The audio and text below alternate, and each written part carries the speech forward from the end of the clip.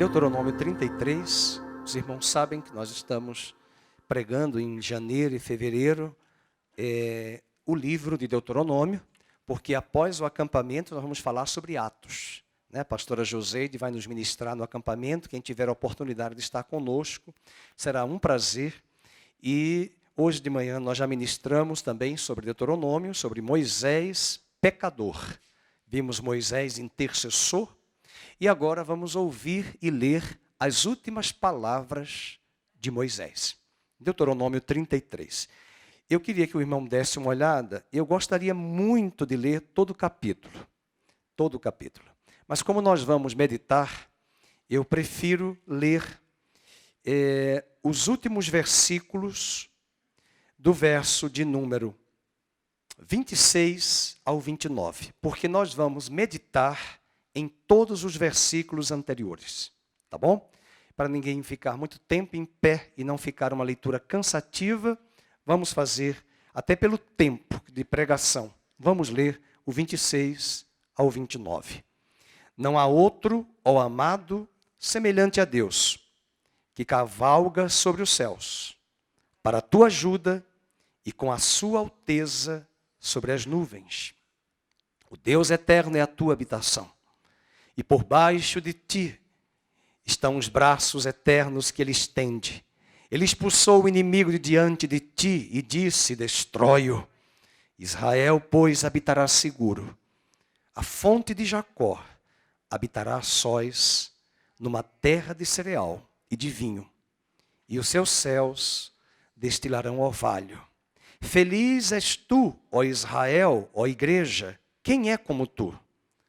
Povo salvo pelo Senhor, escudo que te socorre, espada que te dá alteza. Assim os teus inimigos te serão sujeitos, e tu pisarás os seus altos. Pai, nós deixamos o teu livro aberto para falar ao nosso coração, e que o homem não fale de si mesmo, mas que a tua palavra seja exposta neste lugar. E na medida que o nosso coração medite e ouça a tua palavra, a fé vem pelo ouvir, nós possamos ser encorajados e edificados como igreja, a ser de fato este povo salvo e bendito do Senhor. No nome de Cristo Jesus oramos. Amém. Você pode sentar. Eu queria passar um dever de casa, um homework. Há 2 capítulos que para mim me encantam. Os 2 capítulos foram proferidos na hora da morte. Alguém já disse que as últimas palavras de um homem, elas devem ser consideradas. Esses 2 capítulos são os capítulos 49 de Gênesis e 33 de Deuteronômio. Em Gênesis, Jacó estava prestes a morrer. Ele chama os 12 filhos dele, José, Benjamim, Judá, Azer, Gade, Naftali, todos os filhos em volta de sua cama. E para cada um dos filhos, em Gênesis 49, Jacó profere palavras proféticas do que haveriam de acontecer na vida de cada um dos seus filhos. Agora não são os filhos. Agora Moisés está prestes a morrer no capítulo 34 de Deuteronômio. Ele olha para a terra prometida. Ele vê a terra prometida com seus olhos. Hoje de manhã nós pregamos, porque que ele não entrou na terra. Mas não fique preocupado, ele foi salvo. Ele não entra na terra física de Eretz Israel, mas ele entra na Nova Jerusalém. A verdade, a vida de Moisés representa a vida do velho Adão e a vida de Josué, o novo homem em Cristo. Josué entra na terra porque somente em Cristo nós entramos na plenitude. Moisés é uma tipologia do velho Adão. O velho homem não herdará o reino de Deus. O capítulo 33 agora de Deuteronômio, não se preocupe. Os filhos de Jacó já morreram.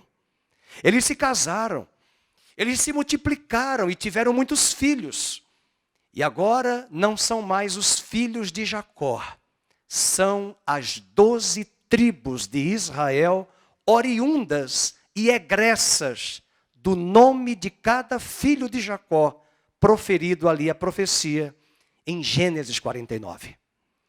E a cena que eu quero retratar, embora eu não tenha aqui elementos para mostrar, é que Moisés chama referenda as 12 tribos, e para cada uma dessas tribos, ele traz uma palavra profética. É bem verdade que as 12 tribos vão constituir no livro de Josué e no livro de Samuel, quando Davi será coroado rei, no segundo livro, o reinado de Israel. Ainda eles estão apenas como povo de Deus, mas eles não estavam ainda na terra. Na verdade, nós somos o Estado brasileiro, mas para haver um Estado é preciso um povo que fale a mesma língua. É preciso uma identidade, uma língua, e é preciso uma nação para ter um Estado. E uma terra física. Agora eles são povo, mas é com Josué que eles vão entrar na terra. E essas 12 tribos, que nós vamos ler agora, receberão palavras proféticas. E a minha pregação hoje tem o intuito de dessas 12 tribos apontar para o reino de Deus. Uma vez que os apóstolos eram 12 e constituíram na nova aliança o reino de Deus através da igreja, que é uma agência do reino. Vamos olhar para as profecias de cada filho de Jacó e cada tribo e tentar extrair de cada uma dessas profecias uma palavra significativa de qualidades necessárias e atributos que Deus outorga à sua igreja, ao reino dele no meio do seu povo. Vamos abrir no capítulo 33, verso 1. Esta é a bênção que Moisés, homem de Deus, deu aos filhos de Israel antes da sua morte. Do versículo de número 1 até o verso de número 5, ele faz uma introdução mostrando como Deus veio do Monte Sinai. Na verdade, Deus habita nas alturas. Deus habita, embora não sabemos definir aonde ele habita, mas no sentido de que o seu trono está nas alturas. Os céus, disse Salomão, e os céus dos céus são o lugar da morada de Deus. Mas o texto diz, o Senhor veio do Sinai e lhes alvoreceu de Seir, na região de Seir. Resplandeceu desde o monte Parã, veio das miríades de santos. À sua direita havia para eles o fogo da lei. Na verdade, ele, o Senhor, tu amas os povos. Moisés está falando para ele. Todos os teus santos, Deus, estão na tua mão. Eles se colocam a teus pés e aprendem das tuas palavras. Que palavra fantástica. Moisés já estava antevendo que um dia os santos da nova aliança também estariam aqui, prostrados aos pés do Senhor, ouvindo das suas santas palavras. Versículo 4, Moisés nos prescreveu a lei por herança da congregação de Jacó. E o Senhor se tornou rei ao seu povo amado. E quando se congregaram os cabeças do povo com as tribos de Israel, aí você para. Porque agora ele vai pensar cada tribo. E de cada tribo uma palavra profética do que haveria de acontecer em cada tribo ao longo da história de Israel até os dias de hoje. Vamos ler o versículo 6, a primeira tribo, Ruben, vai nos falar da importância do perdão no reino de Deus. Ruben foi um filho de Jacó que se deitou com a concubina de seu pai. Se você ler em casa, por isso que eu falei que eu passei um dever de casa. Não adianta ouvir só a pregação hoje e não estudar esses textos. Por isso o dever está prescrito. Semana que vem eu vou fazer um checklist no homework. O exercício é, vamos lembrar? Gênesis 49, Deuteronômio 33, e eu quero ver os caderninhos e as bíblias riscadas, porque eu vou saber que você fez o exercício. Tá bom? Então vamos lá. Rubem, viva Rubem. Ó, viva Rubem. E você pergunta, mas por que ele diz viva? Por que ele disse não morra? Porque se você ler em casa Gênesis 35, 22, foi uma história suja de Rubem em sua vida. Ele teve a capacidade de se deitar e ter relações íntimas com a mulher de seu pai. Ele se deitou com uma das concubinas de Jacó. Um pecado que Deus abomina. Um pecado que até Paulo reclama na igreja de Corinto, em 1 Coríntios, capítulo 5, quando ele diz que um jovem estava tendo relações com a madrasta. Esse pecado de Rubem, quando você lê a profecia de Jacó, no capítulo 49, Jacó fala duro e traz à tona o pecado do seu filho Rubem. Mas aqui, como é lindo ver Moisés, não mais citando o pecado de Rubem, não mais pulverizando esse pecado e difamando um dos seus compatriotas. E diz a Bíblia que ele traz no imperativo, viva Rubem e não morra, e não sejam poucos os seus homens. Isso mostra o quanto no reino de Deus é importante para nós o perdão. Alguém que teve na sua história uma mácula, uma nódoa, uma mancha negra na sua vida.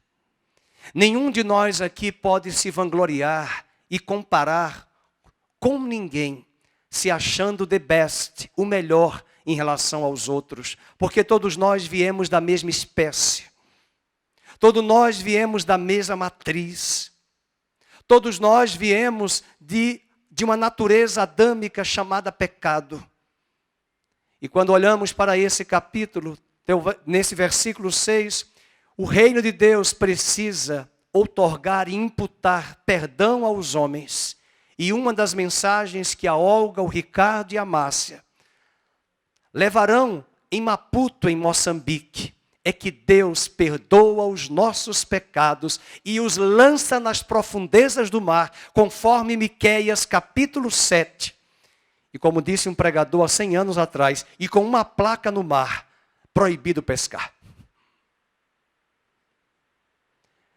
Olhemos para Rubem hoje de à noite e lembremos que esse homem teve um pecado terrível aos olhos de Deus e que Deus o perdoou.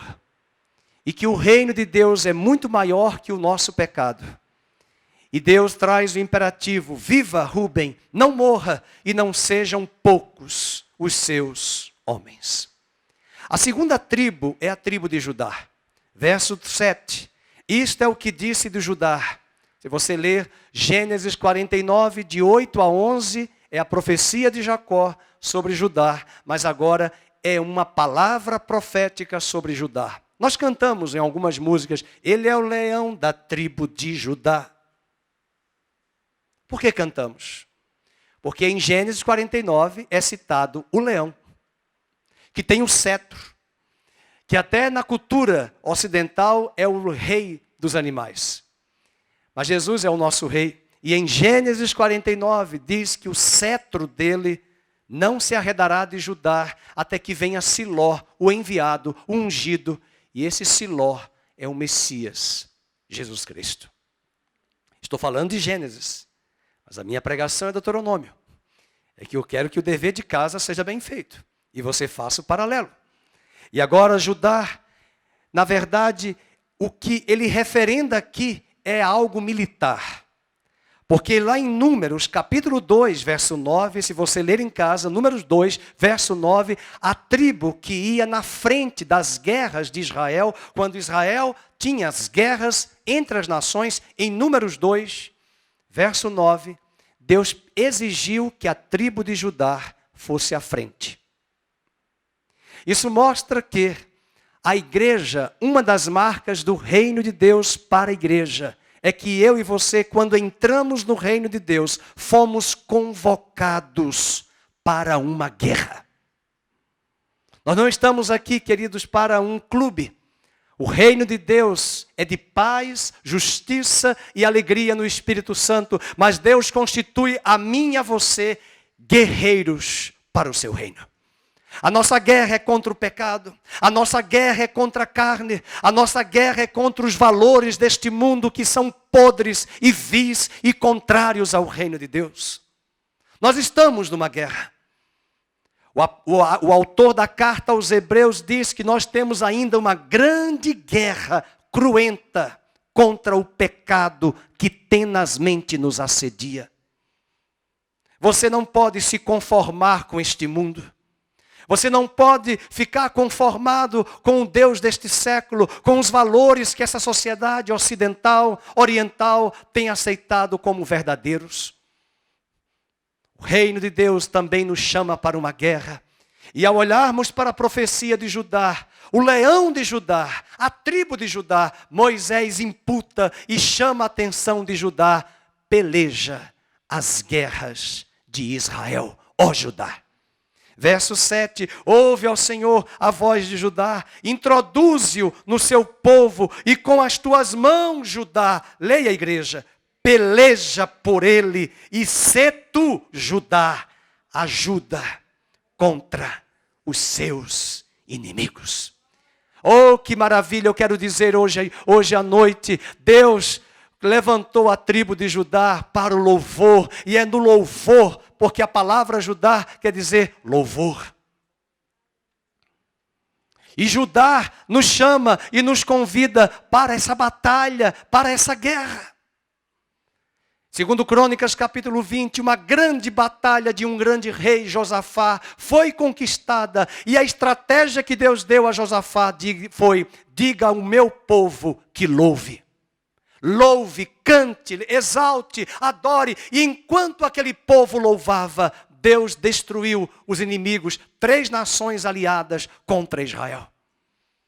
E a profecia de Moisés, junto ao capítulo 33, que são as últimas palavras de Moisés, chama Judá para uma guerra constante, uma militância constante e assídua contra o pecado, o mundo e a carne. Introduze o seu povo com as tuas mãos, peleja por ele, sê tu ajuda contra os teus inimigos.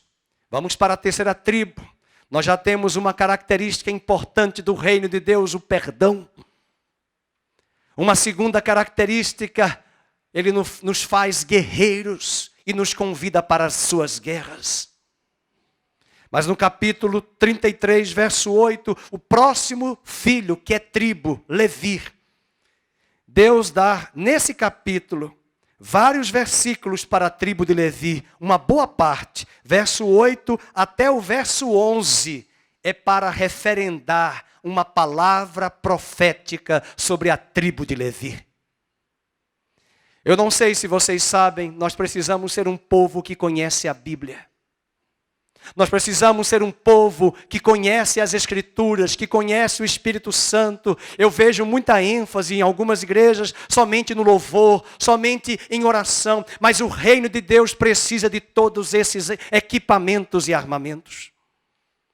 Queridos, nós precisamos conhecer as Escrituras. Se você lê um texto como esse, quando você olha o que Deus vai falar acerca de Levi, talvez você se esqueceu que Simeão e Levi sujaram suas mãos de sangue quando usaram espadas para matar os familiares do marido da irmã deles, chamada Diná.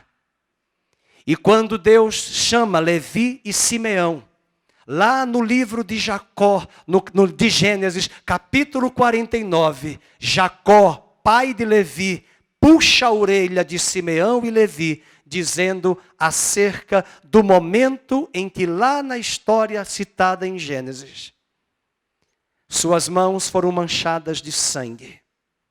porque praticaram homicídio coletivo, às escondidas de seu pai Jacó e às escondidas de sua irmã Diná, quando esta já estava casada com um estrangeiro.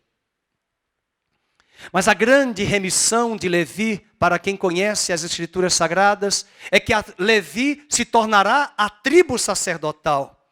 E à luz do livro de Gênesis, de Êxodo, capítulo 33, você pode ler em casa, eu falei que é um homework. 33, 8 a 11. 33, 8 a 11. Aliás, eu falei Deuteronômio, não, é Êxodo. 33, de 8 a 11. Você pode ver lá a história de quando Levi, na verdade, vai matar os idólatras na hora do bezerro de ouro.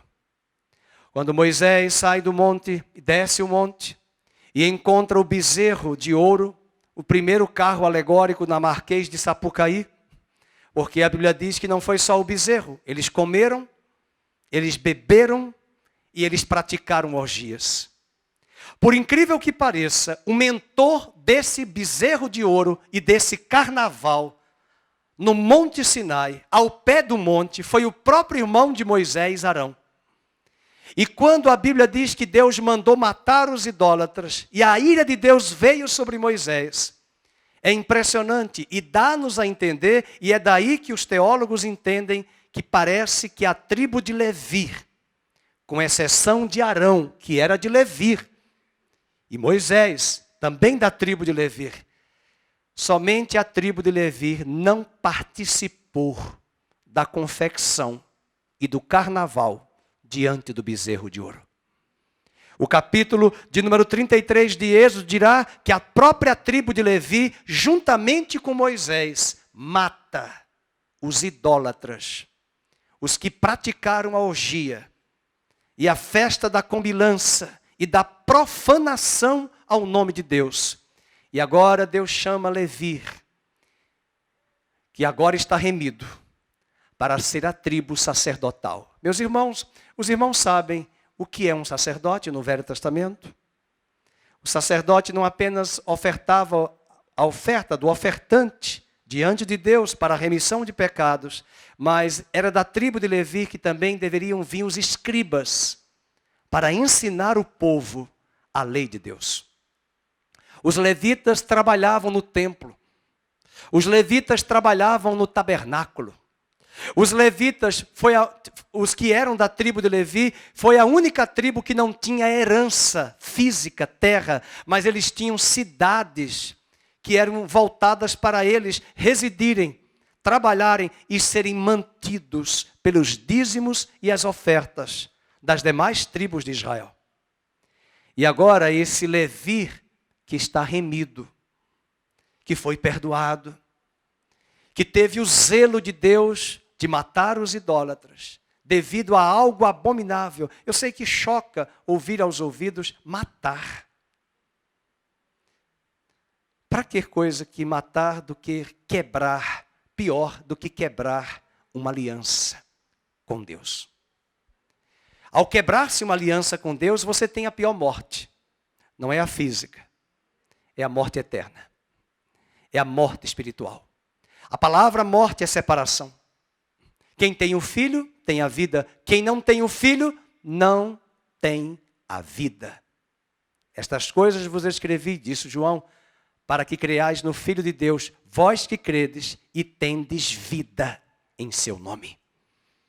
Vamos ler a profecia de Levi. Levi disse, dá Deus o Urim e o Tumim para o homem teu fidedigno. Os historiadores, os teólogos perguntam quem foi esse fidedigno que ele está se referindo.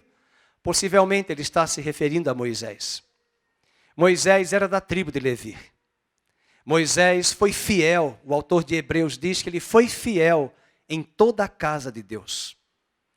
Só transgrediu na rocha quando feriu pela segunda vez, mas foi fiel. Assim como nós somos fiéis, Deus espera. E assim também como nós falhamos, Moisés falhou.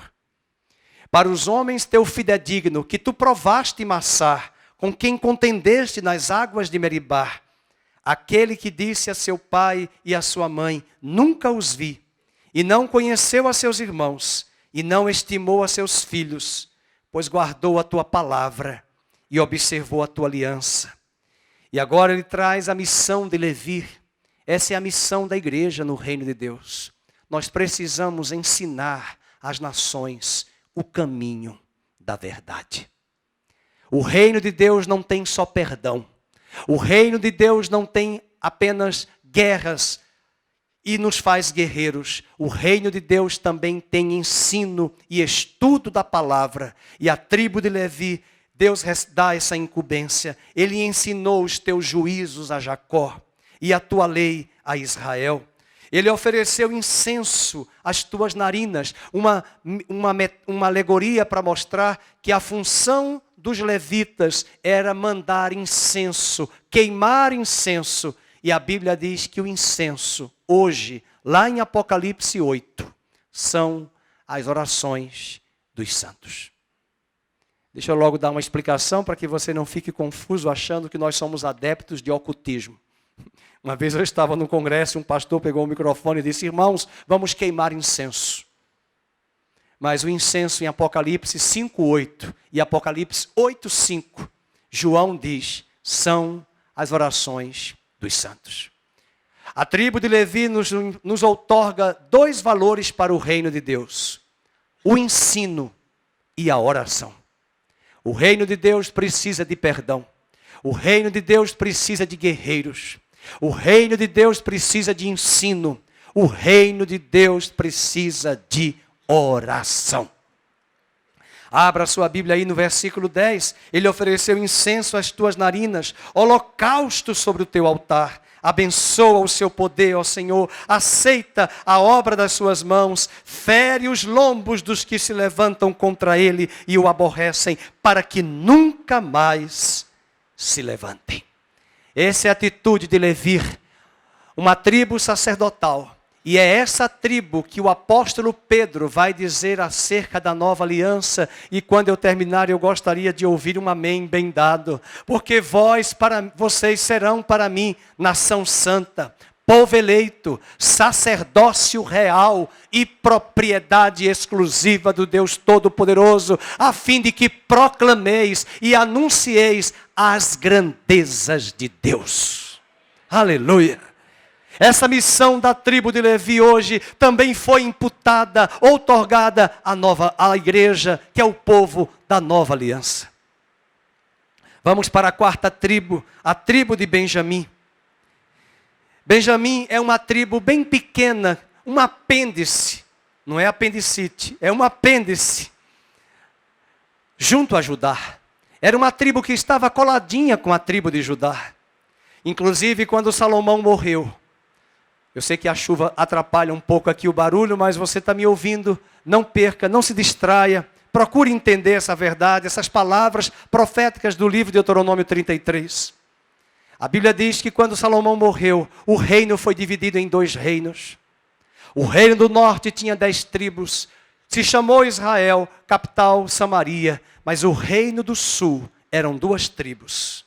Nós até hoje chamamos de Judá, mas nós esquecemos que quando o reino foi dividido, Benjamim ficou com Judá. Mas Benjamim, por ser uma tribo tão pequena, a Bíblia diz, a história vai mostrar que Benjamim ficou mesclada, misturada com a de Judá.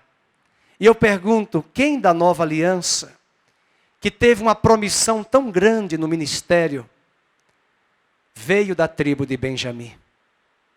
Quem foi que veio da tribo de Benjamim na nova aliança, que escreveu uma boa parte do Novo Testamento? O pastor Felipe não fala. Os pastores não falam. Quem foi? Paulo. Paulo. Olha, queridos, como Deus é especialista da tribo mais pequena, insignificante aos olhos humanos, Deus levantar gigantes. Não despreze as tuas origens. Quando nós olhamos o livro de Juízes, se você estudar o livro de Juízes, é um outro dever de casa, pergunta para você, quando você lê cada juiz, qual é a tribo? Qual é a tribo? Vocês lembram de Gideão? Gideão disse, Senhor, a minha tribo é a menor de todas as tribos de Israel. A minha família é a mais pobre. A minha casa é muito pequenininha, muito simples. Aí Deus, não quero, tá bom, Gideão, mas eu quero você.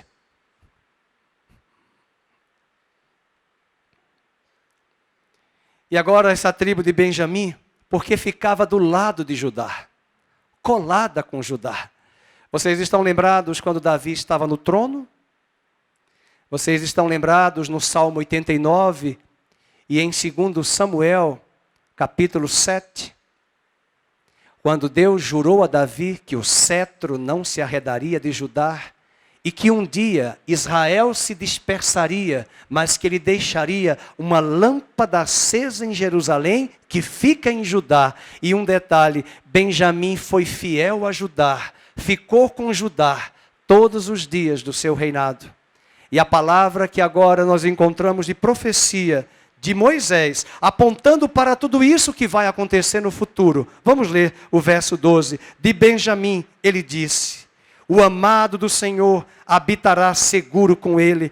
Todo dia o Senhor o protegerá, falando de Benjamim, e ele descansará nos seus braços. O reino de Deus é lugar de proteção. E Deus também diz acerca de mim, acerca de você, você é meu amado, você é minha amada, você está nos meus braços, você descansa em meus braços, você é meu, você é minha, assim como Benjamim, um apêndice, ficou coladinho com Judá, foi protegido pelos militares de Judá, de onde era a tribo também que ia para as guerras. Deus estava guardando Benjamim. Deus está guardando você. Lá em Juízes capítulo 5, 14, nós vamos encontrar um juiz que veio da tribo de Benjamim. E vai mostrar essa mensagem profunda do nosso coração, da importância de nos sentirmos amados, acolhidos e protegidos por Deus. Mas eu quero também lembrar aos irmãos que Benjamim é a 5ª tribo que nós estamos estudando. A primeira foi Rúben, certo? Mas voltando para Benjamim, sabe que Benjamim era o caçula de Jacó? Vocês estão lembrados que Benjamim era o filho mais querido de Jacó? E tanto é que quando José está no Egito, e reconhece seus irmãos que a priori eles não reconhecem, José usa de uma estratégia para dizer, agora tragam na próxima vez o seu irmão mais novo, quero conhecê-lo. Lembram que Jacó não queria liberar Benjamim? E a Bíblia vai dizer que Rúben vai proteger, juntamente com Judá, seu irmão Benjamim. E agora Benjamim, o caçula, chamado filho da mão direita. Benjamim, para quem não lembra, quando Raquel morreu, no livro de Gênesis, ela deu à luz a Benjamim. Lembram que Jacó ousou colocar o nome dele, Raquel na verdade, colocar Benoni, filho das minhas dores. Pelo amor de Deus, não escolha esse nome. Tá bom? Eu já tive uma colega, quer dizer, professor, não me chame de Maria das Dores, só me chame só de Maria. Imagina ter um filho chamado Benoni, Alexandre. Aí Jacó intervém e diz, não, nada de Benoni, é Benjamim, filho da minha mão direita. Meus queridos, o autor de Hebreus diz que Jesus está sentado à direita de Deus e Ele é o filho da sua mão direita. Mas eu quero lembrar hoje a igreja, hoje à noite, que a Bíblia diz que nós estamos assentados com Cristo nas regiões celestiais e que nós somos herdeiros e co-herdeiros com Cristo e gozamos e usufruímos da mesma primogenitura de Jesus. E assim como Ele é o filho da mão direita, somos também o seu povo, filhos da sua destra. Aleluia! E esses filhos de sua destra, os filhos da mão direita, Ele os protegerá e os acolherá. Bem, agora vem o mistério de Deus. Agora não é uma tribo. É um conjunto de 3 tribos que na verdade era para ser apenas uma, José. Mas José teve 2 filhos, Efraim e Manassés. E a grande profecia que nós vamos encontrar aqui, ela vai do verso 13, acompanhem comigo, até o verso de número 17. Depois os irmãos leiam no homework, no dever de casa, Gênesis 49, que a maior profecia que Deus deu foi para Efraim e Manassés, no livro de Gênesis, capítulo 49. E aqui, Deus vai falar dos 3, em um conjunto de profecia, em uma única palavra. Na verdade, José vai transferir essa primogenitura, esse direito que era dele, para seu filho Efraim. Na verdade, José não entra lá na palavra, na divisão, não na palavra, na divisão das tribos. Não tem a tribo de José. Alguém já viu lá a tribo de José? Não existe. Mas tem a tribo de Efraim e a tribo de Manassés. A tribo de José não existe. Mas escuta, José foi o filho de Deus, de Jacó. Se não fosse José, Deus não haveria poupado a descendência de Abraão no Egito e guardado eles sobre as tiranias de Faraós, até Moisés chegar e tirá-los para a terra prometida. Mas não existe a tribo de José, mas existe a tribo de Efraim e Manassés. Quem foi o primeiro filho de José? Não foi Efraim? Foi Manassés. Mas quando Jacó está cego, já avançado em idade, e vai chamar os seus filhos lá em Gênesis 49, e colocar a mão sobre seus filhos, inclusive José também. José vai trazer a profecia para o primogênito, que deveria ser Manassés, mas ele coloca sobre a vida de Efraim. E assim também Jacó traz uma palavra profética sobre José, Efraim e Manassés. Diz a palavra no verso de número 13, vamos ler. De José disse: bendita do Senhor seja a sua terra, com o que é mais excelente dos céus. Do orvalho e das profundezas, com o que é mais excelente. Daquilo que o sol amadurece, daquilo que os meses produzem. Sabe o que é isso, meus queridos? Frutificação. Deem uma lida em casa, em Gênesis 49, ele diz: José, tu és um ramo frutífero. Os teus ramos se estenderão além dos muros. E eu quero crer que nesta noite você está preparado para ouvir que uma das marcas do reino de Deus, como nós falamos hoje de manhã, é que nós vamos frutificar e sermos frutíferos para gerarmos filhos para o reino de Deus se expandir e crescer. E ele vai falar de frutificação. Diz que no versículo 14, os meses vão produzir. Que esse ano 2020, que todos os anos que estão à sua frente, você e eu sejamos prósperos, frutíferos para o reino de Deus. Existe uma tendência muito grande na igreja contemporânea de só pensar em prosperidade material, de só pensar em prosperidade financeira. Isso é um absurdo. Não é isso que as Escrituras dizem.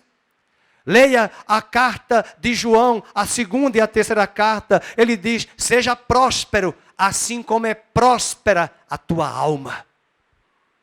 Do que adianta sermos prósperos financeiramente e contemplamos até hoje artistas famosos, riquíssimos, morrendo embriagados. Um dia desse eu citava a morte de uma cantora que era da Igreja Batista nos Estados Unidos, Whitney Houston, de uma voz belíssima.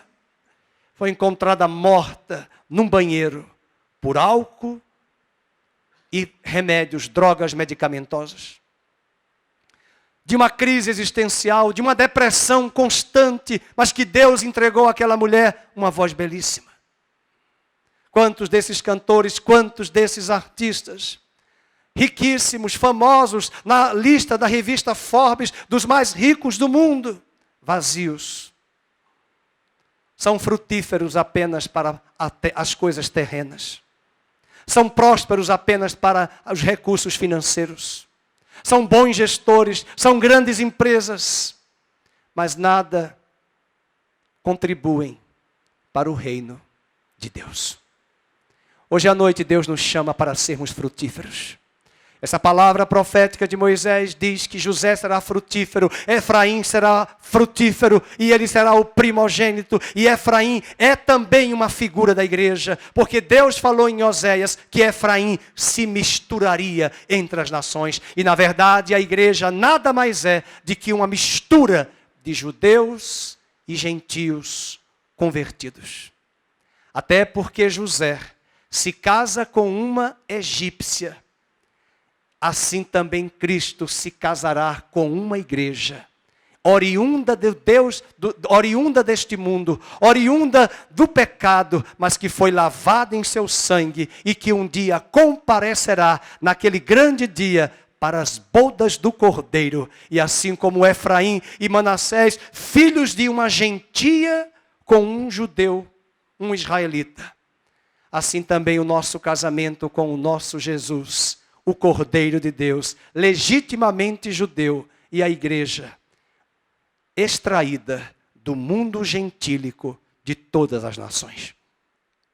Vamos ver ainda sobre a frutificação, verso 16, verso 15. Com o que é mais excelente dos montes antigos, mais excelentes dos outeiros eternos, com o que é mais excelente da terra, da sua plenitude, da benevolência daquele que apareceu na sarça, que tudo isto venha sobre a cabeça de José, e eu vou parafrasear, sobre a cabeça da igreja, sobre a cabeça do príncipe entre seus irmãos. Ele tem imponência do primogênito do seu touro, e as suas pontas, seus chifres, falando de poder, são como as de um boi selvagem, e com elas rechaçará todos os povos até as extremidades da terra. E ele traz os filhos de José, tais, pois, as miríades de Efraim, e tais os milhares de Manassés. Seja frutífero, e que você seja frutífero por onde você for. Como diz a música que nós cantamos domingo passado: bendito serei na terra, bendito serei no campo. Por onde eu passar, onde eu tocar, abençoado será. Crente não pode ser uma cara de pamonha fechada. Pessoas amarguradas, infelizes, revoltadas. Crente é alegre, é feliz. Aonde chega, como diz a Bíblia em Coríntios, é o bom perfume de Cristo. Perfuma o ambiente, alegra o ambiente, traz frutificação, traz as marcas do reino de Deus. E a profecia de Moisés também aponta para a igreja, um povo frutífero. Isso não quer dizer que nós estamos isentos de lutas, de batalhas. E agora vamos para o versículo 18, vamos para a próxima tribo. Duas tribos, Zebulon. Alegra-te, Zebulon, nas tuas saídas marítimas. Zebulon é uma tribo que estava de frente para o mar Mediterrâneo. Era uma tribo que tinha uma facilidade muito grande, igual a cidade de Santos, região portuária. E se é uma região portuária naquela época, sem avião, sem carro, sem rodovia, sem caminhão, todo o transporte era feito pelos mares. Isso mostra a importância do que Deus vai dizer no verso 18 dessa tribo. Por isso que no reino de Deus, todos nós somos importantes. Não despreze a sua posição, irmãos. Não despreze a sua função. Lembremos daquela costureira lá no livro de Atos, chamada Dorcas, que morreu e Pedro estava ali vizinho e alguém mandou chamar: ô Pedro, vem cá, essa mulher morreu, essa mulher é uma bênção para o reino de Deus. O que é que ela faz? Ela prega, ela canta? Não, ela faz o quê? Ela costura. Ela costura para os cristãos da igreja. E eles estavam chorando e Pedro clamou a Deus e moveu o coração de Deus com as orações das irmãs, dos irmãos e de Pedro. E a Bíblia diz que Deus ressuscitou Dorcas. Aleluia. O que é que ela voltou a fazer? Costurar. As barras, botão. Não vou falar mais não, porque não vou errar, porque eu não entendo nada de costura. A irmã Lucileia que entende, a pastora Vânia, irmã Luzia e tantas irmãs. Hoje as mulheres de hoje não sabem nem colocar um botão. Nem fazer uma barra. Mas eu quero chamar a atenção dessa tribo, Só estou falando de Zebulon, porque nós somos assim, Zebulon, Zebulon. É igual no livro de Atos, a gente fica só falando de Paulo e Barnabé. A gente quase não fala de Barnabé, a gente quase não fala de Ananias. Quem foi que batizou Ananias? Quem foi que foi atrás de Paulo? Quem foi que batizou Paulo? Ananias. Quem foi que foi atrás de Paulo? Ananias. Quem foi que defendeu Paulo na igreja de Jerusalém? Barnabé. Quem foi Tito? Quem foi Timóteo? Quem foi Epafrodito? Nós só gostamos das estrelas, irmãos. Nós ficamos escolhendo nos cultos quem é o pregador que vai pregar. Nós procuramos no YouTube os grandes pregadores e nós não valorizamos os irmãos pobres, simples, de ministérios pequenos, mas que são importantes para o reino de Deus. Não despreze as tribos, não fique olhando só para Judá. Deus tem esse olhar macro, é Judá, é Efraim, é José, é Benjamim, é Zebulon, é Naftali, é Gade, é Azer. Versículo 18 diz, de Zebulon, alegra-te nas tuas saídas marítimas. Olha uma outra tribo que quase não ouvimos falar. E tu, Issacar, nas tuas tendas. Uma tribo era forte e se utilizava das fronteiras marítimas, transporte marítimo. A outra tribo, forte em tendas, também próxima ao Mediterrâneo, mas para o lado leste. E diz a Bíblia, os dois, versículo 19, as duas tribos, Zebulon e Issacar, chamarão os povos ao monte. Ali apresentarão ofertas legítimas. E olha só o que essas duas tribos vão fazer. Por isso que nós devemos orar pelos empresários do Brasil. Orar pelas empresas que estão no Brasil. Porque essas duas tribos que nós podemos só valorizar o espiritual de Judá, de José, de Benjamim. Mas essas duas tribos diz que eram elas que trariam a abundância de alimentos para Israel. Veja o versículo de número 19, porque chuparão, ele usa uma palavra forte, chuparão a abundância dos mares e os tesouros escondidos da areia. Opa, tem petróleo? Tem riquezas? Olha como as tribos são importantes. Olha como as igrejas locais são importantes. Uma coisa que me incomoda, pastores que vão à TV e ficam lá e mandam as pessoas darem esse testemunho. Depois que eu entrei na igreja tal, não é igreja, é Jesus. Não foi a igreja que mudou, foi Jesus. A igreja é importante e nós, depois que nos tornamos igreja, devemos olhar para todas as igrejas e ver, essa é boa nisso. Essa faz libertação. Essa é muito boa em louvor. Eu sei que você deve estar pensando, mas eu queria uma que tivesse tudo. Eu confesso que não tem. Estou procurando, não encontrei. Mas a Bíblia diz que Deus não está preso a um pastor, a um homem. A Bíblia diz que Deus entregou a sua multiforme sabedoria à igreja e que Ele levantou pastores, Ele levantou profetas, Ele levantou mestres, Ele levantou apóstolos, Ele levantou evangelistas para que estes homens, pela unção de Deus, capacite os santos e os santos, não eles, os santos, realizem a obra do ministério. As estrelas não são os ministérios. A estrela é Cristo e o serviço quem faz não são as estrelas, que não são estrelas, são os santos. Tem santo aqui, irmãos? Cadê os santos? Cadê os santos? Levante a mão. Ou você vai fazer o que a irmã fez uma vez, entrou na igreja do Nazareno, perguntou ao pastor Josimar, cadê os santos? Ele disse, olha, eles foram almoçar, vem à noite, estão todos aqui. E ela fez, quando chegou à noite, cadê os santos, pastor? Mas os santos somos nós, irmãos. Todos nós somos. Ela estava procurando os ídolos. Ela esqueceu que Paulo diz nas cartas aos santos que vivem e estão em Éfeso. Não são os santos que foram mortos, beatificados e canonizados, aos santos que estão. E até ele diz, saúde a todos com ósculo santo aos santos.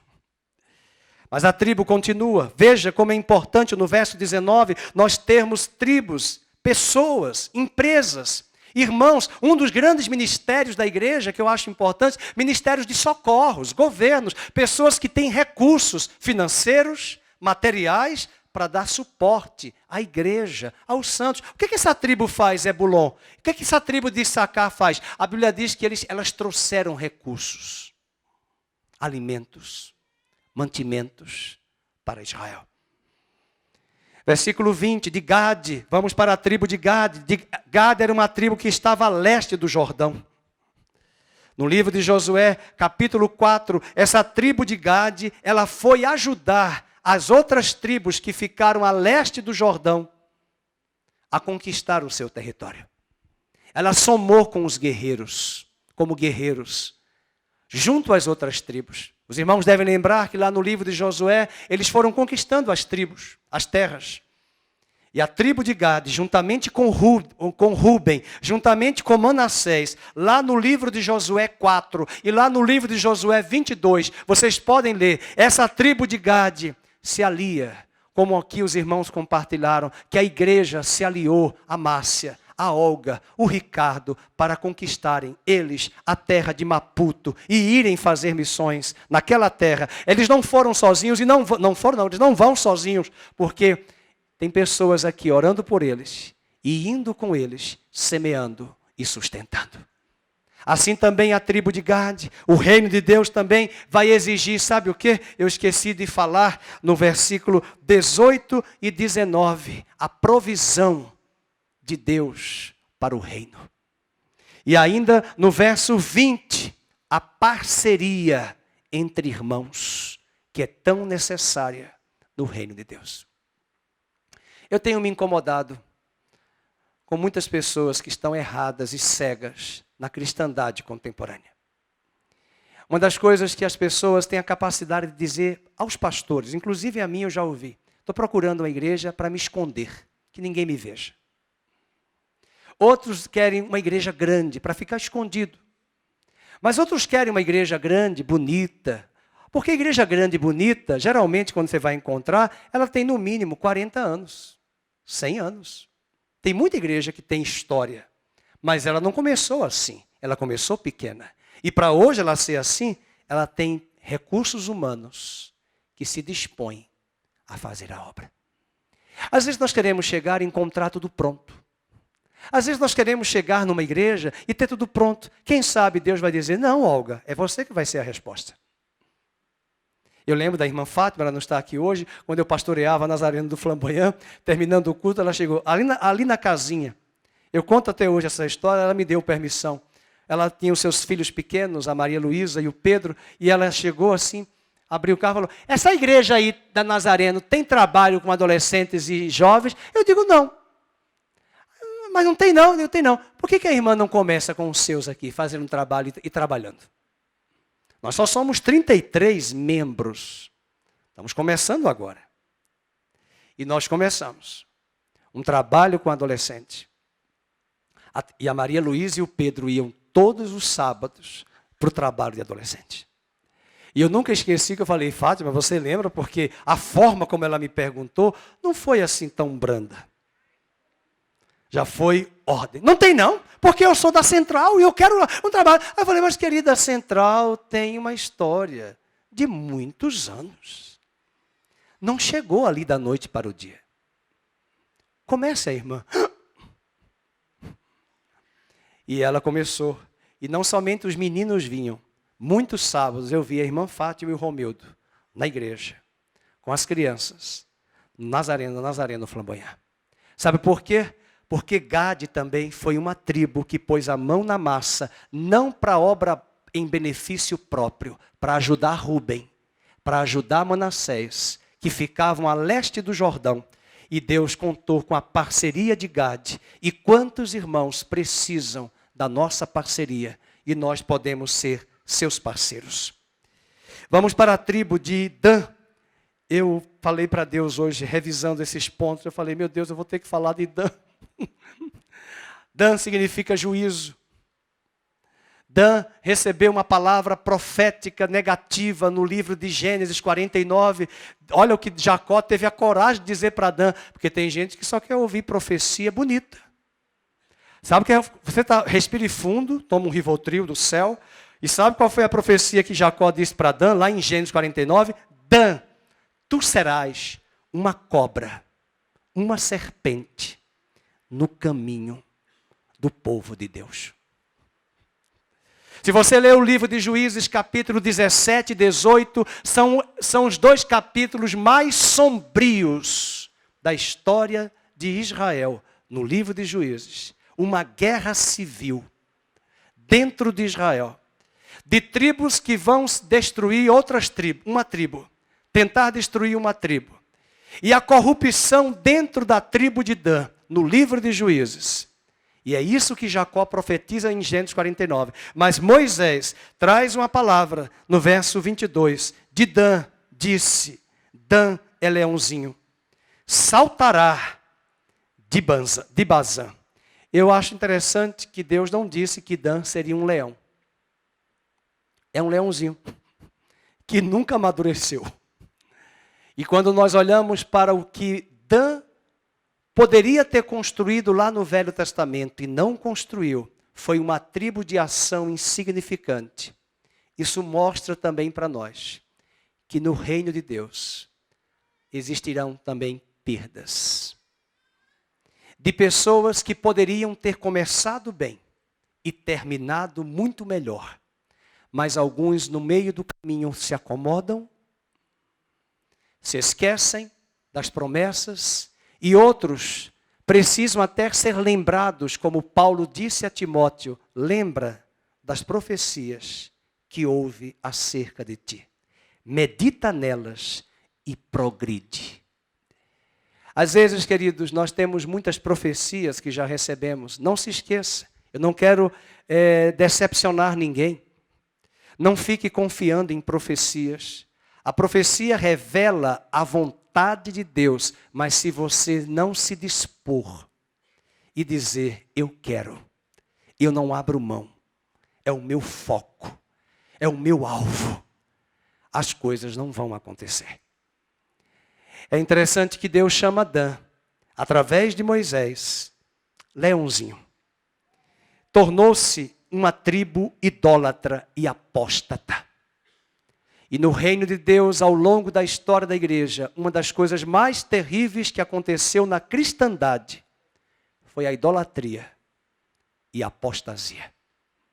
E assim como na história de Israel, uma tribo de Dan trouxe apostasia e idolatria a Israel, na história da igreja, ao longo desses 2000 anos, fomos minados por um período sombrio até chegar à reforma com a trombeta de Lutero, Calvino, Zwinglio e Knox na Europa, trazendo o grito da reforma anteriormente.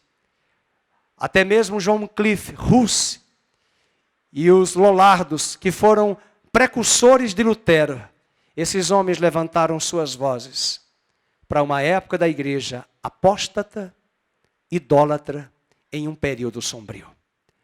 Não esqueçamos que no reino de Deus tem todas estas qualidades, mas podemos ter perdas e desvios. E quando isso acontecer, que sirvam de correções para cada um de nós. Bem, quero finalizar com mais duas tribos, a tribo de Naftali e a tribo de Azer. Naftali, disse o Senhor, Naftali goza de favores, cheio de bênção do Senhor, possuirá o lago. Sabe por que o lago? É o Mar da Galileia. Muitos chamam de Mar da Galileia, mas na verdade é um lago. Estivemos em Israel recentemente, o ano passado, e nós ouvimos mais uma vez a explanação, porque muita gente pensa que é um mar, mas é um lago. E tem ondas, mas o que mais nos chamou a atenção é que até hoje, pessoas morrem afogadas naquele lago. Os ventos que sopram nas correntes que vêm do Mediterrâneo, trazem ventos fortes que muitas vezes derrubam embarcações. E toda a marinha tenta alertar de Israel, as autoridades, mas alguns vão pescar. E às vezes levam seus barcos para pescar com tecnologia de hoje. Não estou falando dos barcos daquela época de Jesus. E eu fiquei impressionado de pessoas que não são, seus corpos não são achados em função dos ventos que sopram no lago do Mar da Galileia. Nós chamamos de lago, ou Lago de Genezaré. E diz o texto no versículo de número 23. Ele goza de favores. Por que goza de favores? Porque você tem região marítima. E região marítima foi nesse mar que Jesus pescou peixe. Comeu pão e peixe, macfish, quando ele ressuscitou. Agora imagina, quantos aqui dizem para mim, ai pastor, queria morar em Maceió, tem praia. Ai pastor, queria morar em Porto de Galinhas, falando para minha esposa, lá em Recife, porque tem praia. Ai pastor, queria morar na Praia do Futuro, tem praia, vocês moraram em praias. Né? Mas a gente que morou lá, chega uma hora que a gente nem vai. A gente só valoriza quando perde, não é assim? Só valoriza quando perde. Quanto tempo eu morei perto de mar, ia para as praias da Barra de São Miguel, nem tomava banho, ficava 2 anos, 3, sem tomar banho. Que está ali. Aí Deus diz agora, olha que bênção. Terra de Naftali é a terra que verá o Messias. Lá na profecia de Isaías capítulo 9, em Mateus capítulo 4, na Galileia dos gentios, a cidade de Naftali é citada, e esta cidade foi profetizada, a tribo de Naftali. Deus vai trazer uma palavra tremenda, goza Naftali de favores, cheio da bênção, e o favor de Deus foi tão grande para Naftali, porque Jesus começou o ministério não em Jerusalém, ele começou o ministério no mar da Galileia, e no mar da Galileia, a tribo, região de Naftali estava ali e provou da maravilhosa graça de Deus, sendo entregue aos homens no mar da Galileia, pregando o evangelho aos gentios.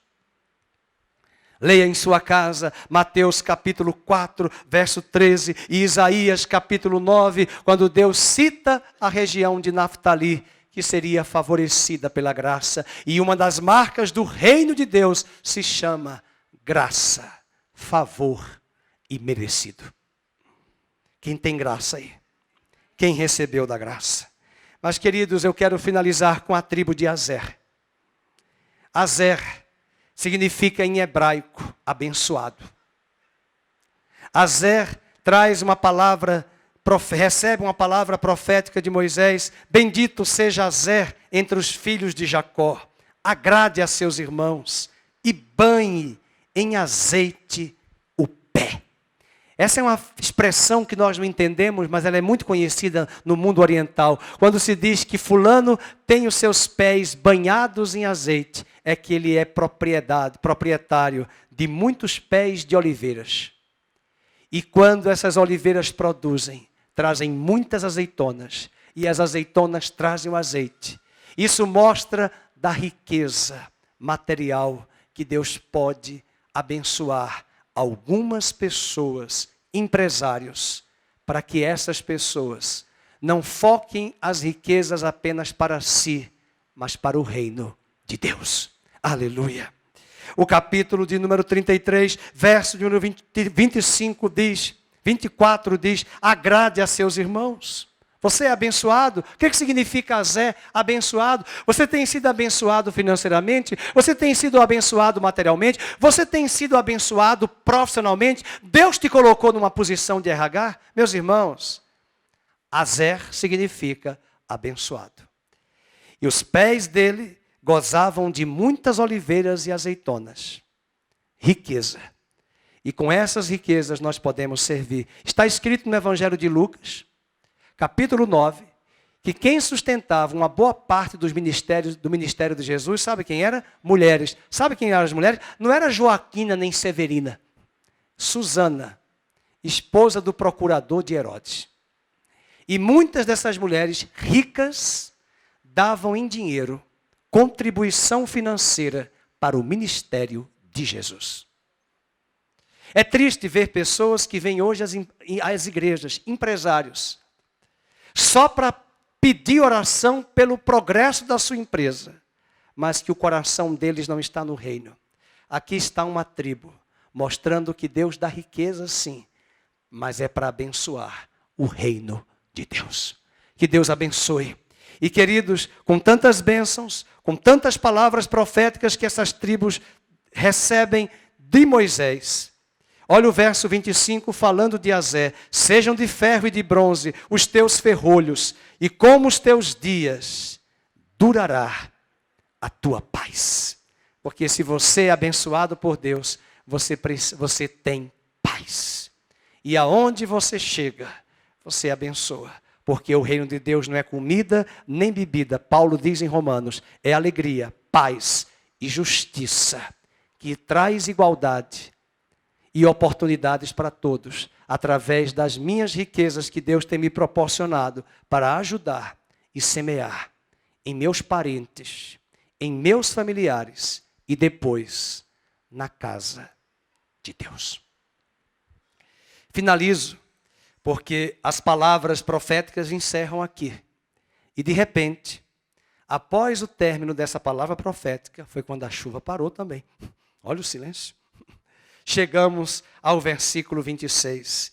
Não há outro, ó amado, semelhante a Deus, que cavalga sobre os céus, para a tua ajuda e com a sua alteza sobre as nuvens. O Deus eterno, Israel, igreja, é a tua habitação. Por baixo de ti, estende todos os teus braços eternos sobre a sua vida. Ele expulsou o inimigo de diante de ti. E ele diz para você, Israel, igreja, destrói-o. Israel, diga o seu nome, Fernando, Luzia, Márcio, pois habitará seguro. A fonte de Jacó habitará a sós, numa terra de cereal e de vinho, e os seus céus destilarão orvalho. E agora vamos ler juntos, todos de pé, enquanto o pastor Nairo chega aqui para cantarmos uma música, profetizando a canção que diz, sobre tua tenda, ó Israel, não vale encantamento. Sobre tua tenda, ó meu irmão, está a bênção do Senhor, e a força dos teus inimigos nunca, jamais te alcançará. Aleluia. Depois que recebemos todas essas bênçãos das tribos, por que não celebrarmos a canção dizendo, sobre ti, ó Israel, igreja, não vale encantamento. Vamos ler o verso 29. Feliz és tu, ó Israel, quem é como tu? Povo salvo pelo Senhor, escudo que te socorre, espada que te dá alteza. Assim, os teus inimigos te serão sujeitos, e tu pisarás os seus altos. Aleluia. Amém, queridos? Vamos cantar esta canção, celebrando ao Senhor. Como eu já cheguei esse ano, eu vou fazer 50 anos, eu vou colocar meu óculos, porque eu não enxergo mais para longe. Pedir a Marisa para nos ajudar. Jeová é o teu cavaleiro, vamos juntos, que cavalga para vencer. Todos os teus inimigos, diz igreja, cairão diante de ti, cairão diante de ti. Vamos lá, Gustavo. Jeová é o teu cavaleiro. Vamos ficar de pé e cantar, que cavalga para vencer. Todos os teus inimigos já caíram diante de ti. Diga para o seu irmão, já caíram diante de ti. E assim como Moisés disse, sobre tua vida, meu irmão, não vale encantamento. Sim, Aguinaldo. Sobre tua vida, meu irmão, está a bênção do Senhor. A força dos teus opressores nunca te alcançará. Existe uma nuvem de glória, existe uma chama que arde no teu arraial. Ouvem-se vivas de júbilo no teu arraial. Ouvem-se vivas de júbilo. Jeová é o teu cavaleiro, que cavalga para vencer. Todos os teus inimigos cairão diante de ti. Cairão. Vamos, pastor. Pastor Aníbal pulando. Sobre tua vida, meu irmão, não vale encantamento. Sobre tua vida, meu irmão, está a bênção do Senhor. A força dos teus opressores nunca te alcançará. Existe uma nuvem de glória, existe uma chama que arde no teu arraial. Ouve-se vivas de júbilo. No teu arraial, ouvem-se vivas de júbilo. Glória a Deus! As tribos de Israel são benditas do Senhor. E as igrejas locais são benditas também. Frutíferas, abundantes. E quando cada um cumpre a sua missão e a sua função no reino, o reino se expande. O reino cresce, o reino é fortalecido. Então vamos ler a profecia que diz: o Deus eterno é a tua habitação. Por baixo de ti, Brasil, igreja, diga o seu nome, estão os braços eternos. E o Senhor já lançou diante de ti, Brasil, diante de ti, igreja, diante de ti, Israel, Jerusalém, os teus inimigos. E ele disse: destrói-o, destrói os teus inimigos. Porque sobre Israel não vale encantamento. Sobre Israel não vale maldição. Feliz és tu, ó povo bendito de Deus. Israel, povo santo, povo escolhido, povo eleito. A igreja gloriosa. O reino de Deus já chegou. E o reino de Deus crescerá e se expandirá. E não haverá fim. Aleluia. Que o Senhor te abençoe e te guarde. Que o Senhor faça resplandecer a luz do seu rosto sobre ti Ele te dê a paz. Que o amor de Deus e a graça bendita de Cristo e a consolação do Espírito Santo permaneçam sobre todos, agora e sempre, no nome de Jesus. No teu arraial, ouve-se vivas de júbilo. Vamos juntos? No teu arraial, ouvem-se vivas de júbilo. Glória a Deus. Abençoa, Senhor, o teu povo, em nome de Jesus. Deus abençoe você que nos acompanhou pela internet.